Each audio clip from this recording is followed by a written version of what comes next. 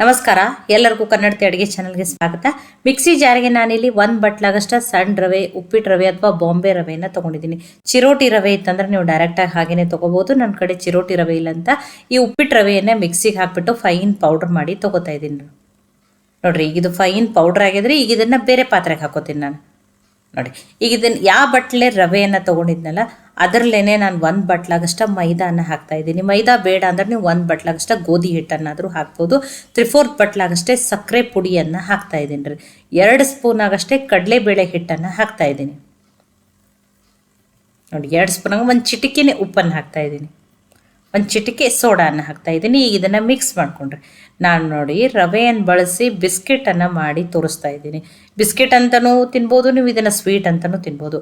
2 spoon ಆಗಷ್ಟೇ ಎಣ್ಣೆಯನ್ನು ಹಾಕ್ತಾ ಇದ್ದೀನಿ ನಾನು. ನೋಡಿ, 2 ಸ್ಪೂನ್ ಹಾಕ್ರಿ. ಮೆಜರ್ಮೆಂಟಕ್ಕೆ ಎಲ್ಲನೂ ಇದೇ ರೀತಿಯೇ ಮಾಡಿರಿ, ಪರ್ಫೆಕ್ಟಾಗಿಯೇ ಮಾಡ್ಕೋಬೋದು. ಈಗ ಇದನ್ನು ಮಿಕ್ಸ್ ಮಾಡ್ಕೊಂಡ್ರಿ.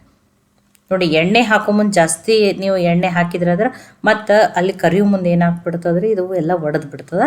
ಅದಕ್ಕೆ ಹೇಳಿ 2 ಸ್ಪೂನ್ ಎಣ್ಣೆಯನ್ನು ಹಾಕ್ರಿ. ಎಣ್ಣೆ ಹಾಕ್ಕೊಂಡು ನೀಟಾಗಿ ಯಾವುದೇ ರೀತಿ ಗಂಟಿರ್ಲಾರ್ದಾಗ ಮಿಕ್ಸ್ ಮಾಡಿಬಿಟ್ಟು ನಾನಿಲ್ಲಿ ಈ ಹಿಟ್ಟನ್ನು ಹಾಲಿನಲ್ಲಿ ನಾದ್ಬಿಟ್ಟು ತೊಗೊಳತ್ತೀನಿ ರೀ. ಕಾಯಿಸಿರುವ ಹಾಲು ರೀ, ಕಾಯಿಸಿ ಆರಿರುವ ಹಾಲದಿಂದ ನೋಡಿ ಈ ರೀತಿ ಸ್ವಲ್ಪ ಹಾಲನ್ನು ಹಾಕಿಬಿಟ್ಟು ಹಿಟ್ಟನ್ನು ಕಲಸಿ ರೆಡಿ ಮಾಡಿ ತೊಗೊರಿ. ನೋಡಿ, ಈ ರೀತಿ ಇರ್ಬೇಕು ನೋಡ್ರಿ. ತುಂಬ ಗಟ್ಟಿನೂ ಅಲ್ಲ, ತುಂಬ ಸಾಫ್ಟ್ನೂ ಅಲ್ಲ, ಈ ರೀತಿ ಇರ್ಬೇಕು. ಮುಚ್ಚಿ ಒಂದು 10 ನಿಮಿಷ ತೆಗೆದಿಡ್ತೀನಿ ರೀ. 10 ನಿಮಿಷ ಆಗಲಿ ರೀ. ನೋಡಿ, ಇನ್ನೊಂದು ಸ್ವಲ್ಪ ಏನಾಗಿದ್ರೆ ನೆಂದದ. ನೋಡಿ, ನಾನು ನಿಮ್ಗೆ ಸ್ಪೂನಿಂದ ಕಟ್ ಮಾಡಿಬಿಟ್ಟು ತೋರಿಸ್ತೀನಿ ನೋಡ್ರಿ. ರವೆ ಯಾವ ರೀತಿ ಒಳಗಡೆಯಿಂದ ಫಳ್ಳಾಗಿರ್ತದೆ ನೋಡ್ರಿ.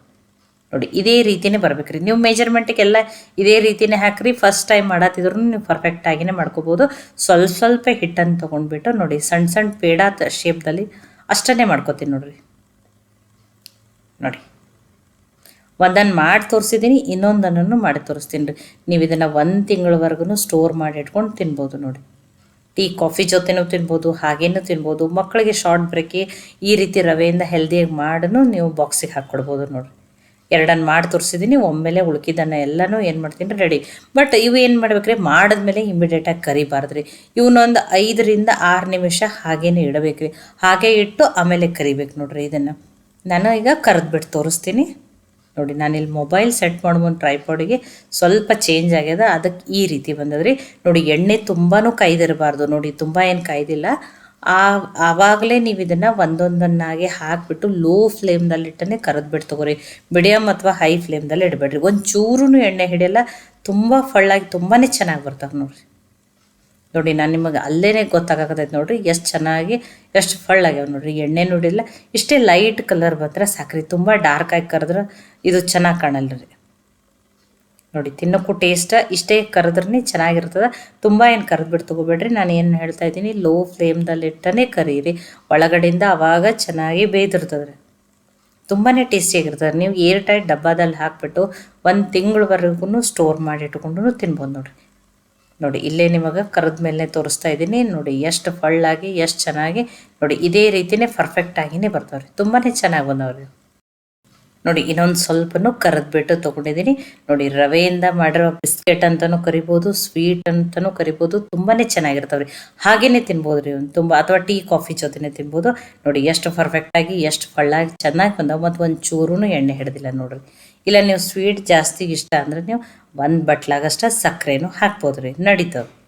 ನೋಡಿ, ನಾನು ಮುರಿದ್ಬಿಟ್ಟು ತೋರಿಸ್ತೀನಿ ನೋಡಿರಿ. ಎಷ್ಟು ಚೆನ್ನಾಗಿ ಎಷ್ಟು ಫಳ್ಳಾಗಿ ಬಂದವು ನೋಡಿರಿ.